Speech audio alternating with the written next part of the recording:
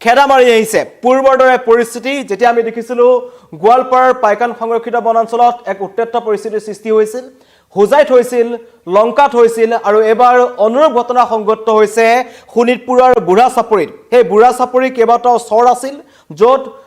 প্ৰশাসনে তেওঁলোকক সময়সীমা বান্ধি দিছিল আৰু যেতিয়া ডেডলাইন অন্ত পৰিলে তেতিয়া তাত উচ্ছেদ অভিযান চলিছিল আজি পুৱাৰ পৰা আৰু তাত থকা আৰিমাৰী চৰ গণেশটাপু চৰ লাঠিমাৰী চৰ এই চৰকেইটাত একাংশ সন্দেহজনক লোক একাংশ বেদখলকাৰী ভৰি পৰিছিল তাত তেওঁলোকে ঘৰ বনাইছিল আজি যেতিয়া বুলডোজাৰ তেওঁলোকৰ প্ৰশাসনে চলাবলৈ গৈছিল তেতিয়া এইদৰে লাঠি লৈ প্ৰহাৰ কৰিবলৈ তেওঁলোক ওলাই আহিছে একাংশ মহিলা ৰুদ্ৰমূৰ্তি ধাৰণ কৰিছে কাৰণ তেওঁলোকক আগৰে প্ৰায় শোণিতপুৰ জিলা প্ৰশাসনে উচ্ছেদৰ জাননী প্ৰেৰণ কৰিছিল কিন্তু তেওঁলোক তাৰ পৰা আঁতৰি যোৱা নাছিল আৰু আজি যেতিয়া প্ৰশাসনে উচ্ছেদ অভিযান চলাবলৈ গ'ল তেতিয়া তেওঁলোকে আৰক্ষী আৰু প্ৰশাসনৰ লোকক আক্ৰমণ কৰিবলৈ উদ্যত হৈছে এই মুহূৰ্তত জনাই আছো শোণিতপুৰৰ বুঢ়া চাপৰি উচ্ছেদস্থলীত এটা উত্তপ্ত পৰিস্থিতিৰ সৃষ্টি হৈছে কেইবাখনো বুলডোজাৰে তাত প্ৰশাসনে উচ্ছেদ অভিযান চলাই আছিল আৰু উচ্ছেদ অভিযান চলাই থকাৰ সময়তে একাংশ মহিলা ওলাই আহিছে হাতে হাতে লাঠি লৈ তেওঁলোকে ওলাই আহিছে বিভিন্ন ধৰণৰ গালি গালাজ কৰিছে মই প্ৰথমতেই সেই দৃশ্যাংশ আপোনালোকক দেখুৱাই ল'ব বিচাৰিছো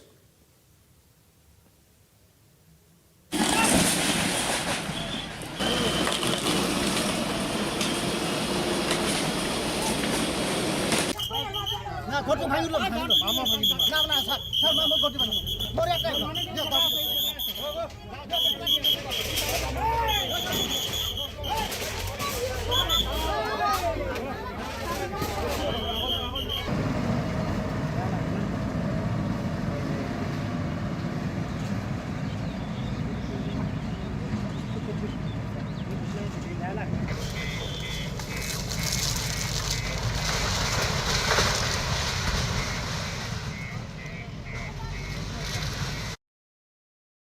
এয়া ৰিচাংক দেখিছে কেনেকৈ উচ্ছেদৰ মাজতে এক উত্তপ্ত পৰিস্থিতিৰ সৃষ্টি হৈছে অনুৰূপ ঘটনা আমি দেখিছো একাংশ পুৰুষ মহিলা ওলাই আহিছে তেওঁলোকে আৰক্ষী প্ৰশাসনৰ লোকসকলক তেওঁলোকে টাৰ্গেট কৰি লৈছে আগতো এনে ঘটনা সংঘটিত হৈছিল আৰু সেই চৰকেইটাত দীৰ্ঘদিন ধৰি একাংশ সন্দেহজনক নাগৰিক তাত ভৰি আছে তেওঁলোক ক'ৰ পৰা আহিছিল ক'ৰ নাগৰিক কোনোৱে নাজানে কিন্তু নিজৰ মতে প্ৰায় এই বুঢ়া চাপৰিৰ ৪-৫টা চৰ তেওঁলোকৰ দখলত আছিল প্ৰায় হাজাৰৰো অধিক বিঘা মাটি তেওঁলোকৰ দখলত আছে আৰু সেই অঞ্চলসমূহত তেওঁলোকে যেতিয়া তেওঁলোকক আগতে জিলা প্ৰশাসনৰ ফালৰ পৰা জাননী প্ৰেৰণ কৰা হৈছিল যাতে সেই অঞ্চল ত্যাগ কৰি তেওঁলোক যাব লাগে কিন্তু তেওঁলোক যোৱা নাছিল আৰু আজি তাৰ পৰিপ্ৰেক্ষিতত তাত উচ্ছেদ অভিযান চলিছিল আৰক্ষী প্ৰশাসন আৰু বন বিভাগৰ এটা বৃহৎ দল তাত উপস্থিত হৈছিল তেওঁলোকে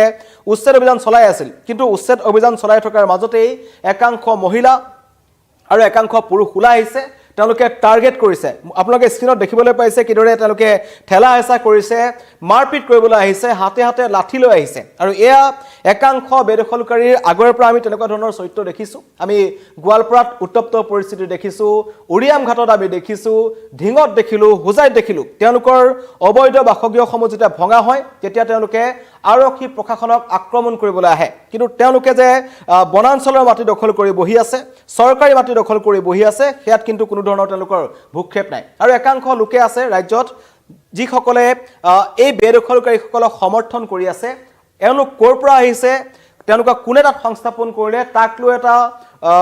বিতৰ্ক আছে কাৰণ একাংশ মাতব্বৰৰ কথা এই উচ্ছেদকাৰীসকলে কৈছে যে তেওঁলোকে পূৰ্বতেও তেওঁলোকে ১০,০০০ টকা দিছিল আৰু এতিয়াও উচ্ছেদ বন্ধ কৰিবৰ কাৰণে তেওঁলোকৰ পৰা ১০ৰ পৰা ১৫,০০০ টকা লোৱা হৈছে মানে একাংশ মাতব্বৰৰ হাত আছে তেওঁলোকে একাংশ ৰাজচক্ৰ বিষয়া বা বন বিভাগৰ লোকৰ সৈতে তেওঁলোকৰ মিত্ৰিয়ালি আছে আৰু সেই মিত্ৰিয়ালিৰ জৰিয়তে একাংশ মাতব্বৰে এনেকুৱা একাংশ লোকক সেই অঞ্চলসমূহত বহুৱাই আৰু তাৰ পাছত এতিয়া আপোনালোকে দেখিছে যে আৰক্ষী প্ৰশাসনকৈ তেওঁলোকে আক্ৰমণ কৰিবলৈ উদ্যত হৈছে এগৰাকী মহিলাৰ মন্তব্য আহিছে মই মন্তব্য শুনাই ল'ব বিচাৰিছোঁ তেওঁ মাতব্বৰৰ বিষয়ে কি মন্তব্য কৰে শুনক আপোনালোক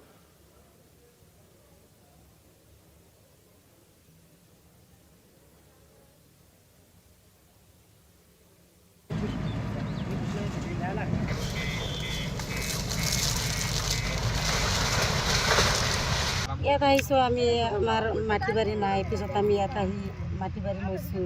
লৈতো বহুত বছৰ ধৰি আমি ইয়াত থাকি আছোঁ মাটি বাৰী কেনেকৈ লৈছে কিনি লোৱা হৈছিলে কিমান টকা দি লৈছিলে এইবিলাকতো আগত এনেকৈ ১০,০০০ ২০,০০০ এনেকৈ দি লোৱা হৈছিলে কিমান বিঘা প্ৰতি ১০,০০০ ২০,০০০ টকা আপুনি লৈছিলে কাৰ পৰা চাম লোৱা হৈছিলে চাম লোৱা আগতে হৈছিলে এইবিলাক বহুত হেৰি আছিলে আমাৰ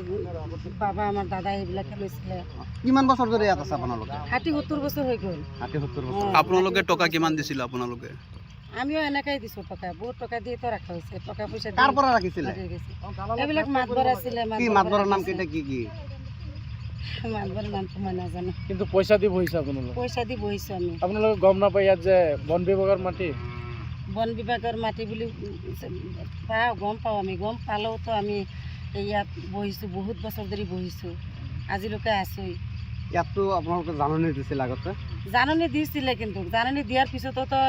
টকা লৈ গৈছে কৈছে নাভাঙে বুলি কৈছে টকা কোনে লৈ গৈছিলে টকা মানুহ উঠাই লৈ গৈছে কোনে লৈ গৈছিলে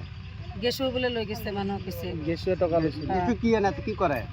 নাজানো কি ঈশ্বৰৰ মাতাব্বৰ আছিল নেকি মাতাব্বৰ নেকি? মাতবৰি কৰে অলপ মাতবৰি কৰে আনি ডাইৰেক্ট কৈছে এইবিলাক নাভাঙে পইচা দিলে থাকি যাব তেনেকুৱা কৈছে। কিমান দিন আগত কৈছিল আপোনালোকক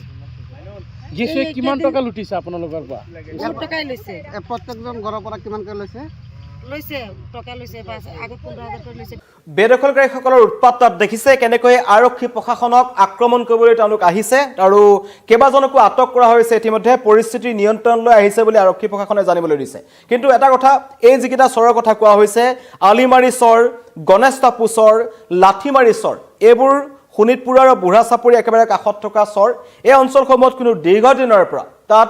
এঘৰ দুঘৰকৈ প্ৰায় হাজাৰ হাজাৰ মানুহ ভৰি পৰিছে আৰু এতিয়া খুদ তেওঁলোকে কৈছে যে একাংশ মাতব্বৰৰ পৰা তেওঁলোকে মাটিবোৰ কিনিছিল সেই চৰাঞ্চলৰ মাটি কেনেকৈ মাতব্বৰে তেওঁলোকক বিক্ৰী কৰিলে কেনেকৈ নথিপত্ৰ দিলে সেয়া ৰাজহ বিভাগে জানিব বা স্থানীয় বন বিভাগ আছে তেওঁলোকে জানিব কিন্তু সেই মাতব্বৰ সকলোকো কৰাক্ত কৰিব লাগে কাৰণ য'তেই উচ্ছেদ চলিছে তাতে বেদখলকাৰীৰ মুখত মাতব্বৰৰ কথা আহিছে মাতব্বৰে বৃহৎ পৰিসৰৰ মাটি তেওঁলোকে কম মূল্যত কিনি লয়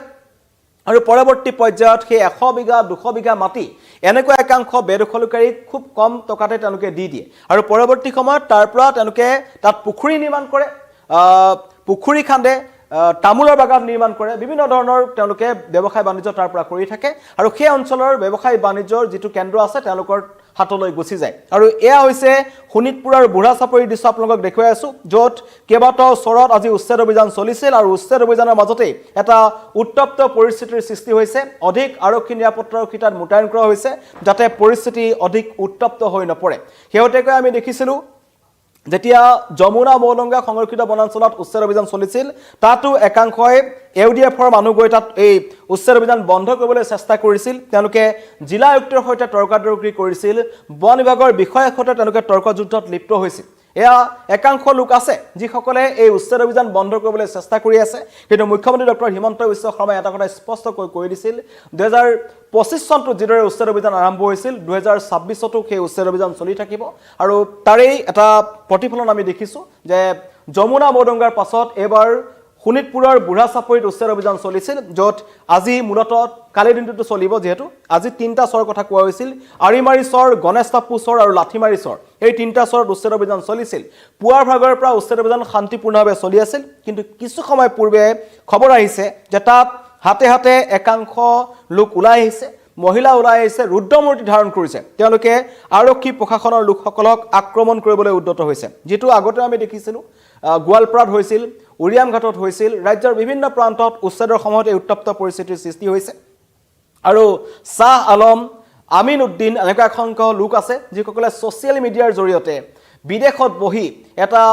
এন্টি ইণ্ডিয়া এনেকুৱা ধৰণৰ এটা প্ৰপগেণ্ডাত তেওঁলোকে কাম কৰি আছে একাংশ বেদখলকাৰীক তেওঁলোকে উচতাই আছে আৰু সেই উচতনিৰ ফলতেই এনেকুৱা ধৰণৰ ঘটনা সংঘটিত হৈছে য'ত আজি শান্তিপূৰ্ণভাৱে বুঢ়া চাপৰিত উচ্ছেদ অভিযান চলি আছিল আৰু চলি থকাৰ মাজতেই একাংশ উচ্ছেদিত হঠাৎ জাঙুৰ খাইছে আৰু তেওঁলোকে হাতে হাতে লাঠি আৰু জোং লৈ এদৰে আক্ৰমণ কৰিবলৈ আহিছে দুগৰাকী মহিলাক আপোনালোকে দেখিছে এদৰে তেওঁলোকে লোহাৰ ৰড আৰু লাঠি লৈ আৰক্ষীক আক্ৰমণ কৰিবলৈ উদ্যত হৈছিল কিন্তু একাংশক আটক কৰিছে আৰক্ষীয়ে যিসকলে তাত উৎপাত কৰিছিল মাৰপিট কৰিবলৈ আহিছিল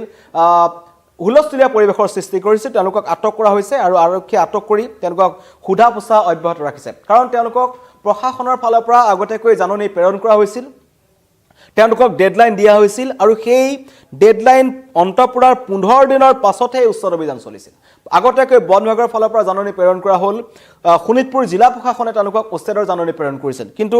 প্ৰশাসনৰ উচ্ছেদৰ জাননীক তেওঁলোকে কোনো ধৰণৰ গুৰুত্ব প্ৰদান কৰা নাছিল আৰু অৱশেষত আজি যেতিয়া উচ্ছেদ অভিযান চলিছে তেতিয়া একাংশ উচ্ছেদিতই পুনৰ আৰক্ষীক আক্ৰমণৰ চেষ্টা কৰিছিল কিন্তু আৰক্ষীয়ে তেওঁলোকক আটক কৰি ইতিমধ্যে থানালৈ লৈ গৈছে আৰু সমগ্ৰ ঘটনাৰ এটা কথা স্পষ্টকৈ কোৱা হৈছে যে যিমানেই তাত একাংশই উত্তপ্ত পৰিস্থিতিৰ সৃষ্টি নকৰক কিয় কিন্তু প্ৰশাসনে উচ্ছেদ অভিযান অব্যাহত ৰাখিব ধন্যবাদ